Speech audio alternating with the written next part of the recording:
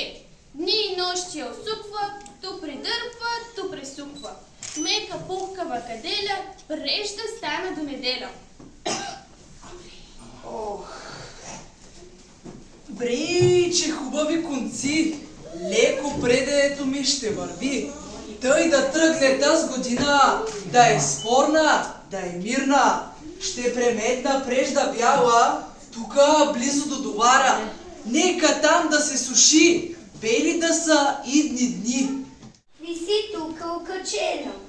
Да прескочим ни довара. Баба Марта си е стара.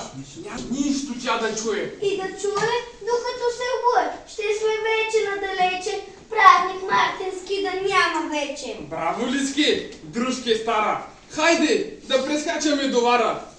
Бабо!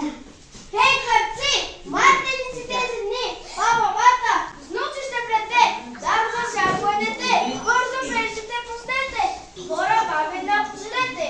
Хей, сега ще се разлая! Без кожух ще се накрая! Бау, бау, бау, бау, бау, бау! А пък нашата дружина ще се включи тази година. С помощ, братчува, тъй от сърце, за да има Мартинска, всяко българско дете. Браво, бабини душички! Ето ви зранца, трошички. Утре, рано, с моите гости мили, да сте тука подранили, да закичиме децата с мартинички на ръката. Чик-чирик до сутринта, бабо ти си най-добрата. Ето времето изтече, слънце мартинско напече. Бабо Марта,